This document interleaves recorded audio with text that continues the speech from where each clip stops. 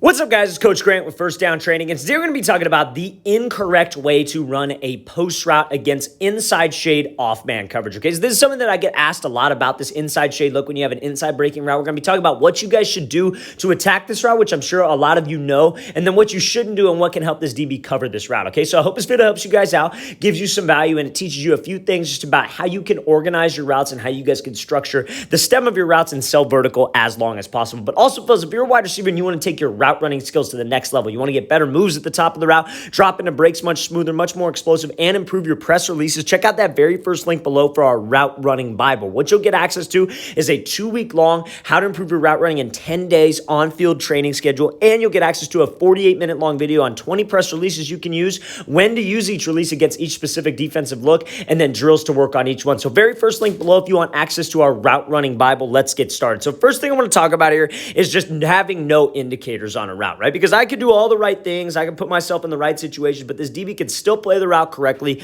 if I give an indicator on the route, right? So when I have an inside breaking route like a post and I have an inside shade DB, first things first, what so many people think that they have to do is, I just got to square up this DB, I just got to attack his leverage, right? I got to angle my stem, I got to attack his midline, and then he'll backpedal and I'll be able to break right in front of him. That's not what that DB is going to do, right? Pre-snap, he's inside shade. I know he's inside shade for a reason. He's inside shade to protect the inside. He wants me to run to the outside. The sideline is his help. He wants me to think that, I got this guy on a fade or a comeback and just take off and run. And so he can get right into my hip and force me to the sideline. That's what he wants, right? So that's what I have to make him think. I have to try to get him to turn his hips, because eventually a DB will turn his hips on a route if we are doing the correct things, right? So what this receiver does is he does a great job. You want to attack the outside shoulder of this DB, because the goal is to get him to turn his hips. The goal is to get him to think that we're going fade so I can slip back underneath him and catch this ball, right? So that's the number one goal. Now, what this receiver does, he gets off the ball great. The first 5 yards of this route are outstanding, but we need to make sure that we keep this pad level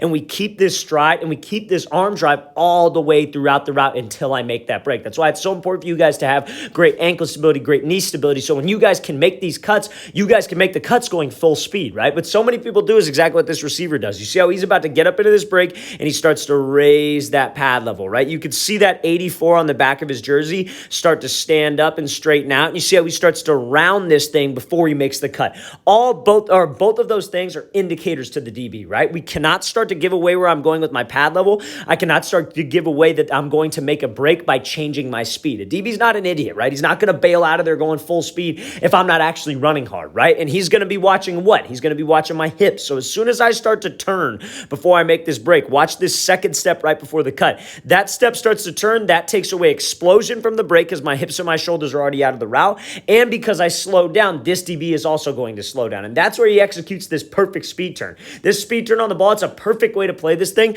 But as a receiver, he did all the right things. He attacked the right shoulder. He did everything right off the ball. He knew what he had to do, but still the mechanics of route running apply. And the mechanics of route running is how you guys are going to create separation. So what he could have done a little bit better, keep the same speed all the way up into the break and keep your hips and your shoulders committed to the fade right until you put your foot in the ground and break this thing off. Let's say you're running this post route. Like, let's count his steps here, right? So he's coming off here. It's 1, 2, 3, breaking off the 4th outside step. That's a pretty standard post, right? So when you're breaking off the 4th outside step, you need to keep your hips and your shoulders committed to the fade. You need to stay in stride, eyes are straight forward until you hit that 4th outside step, because that 4th outside step is what puts the brakes on. That's what creates energy, and that allows you to make that sudden change of direction. You have to be comfortable doing those movements, fellas, or a disciplined DB like this is going to be all over the route. Make sure we are committed to the fade. Make sure I keep the same speed, and make sure I get this DB to bail off of that platform and to backpedal. Let's watch the thing again, full speed one more time. Just make sure, fellas, great job by this receiver attacking the right shoulder, but make sure we have speed and make sure we keep that good pad level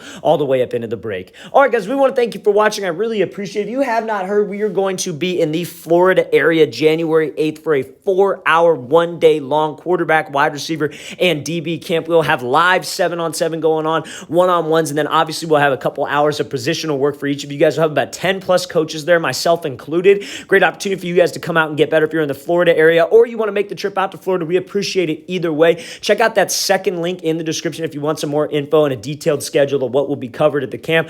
All ages are welcome. We split you guys up by youth, middle school, and high school and college athletes. So you guys won't have to worry about working with somebody younger. We'll have everybody broken up by age group. Great opportunity for you guys to get better. Check out that second link below, and I'll see you guys next time.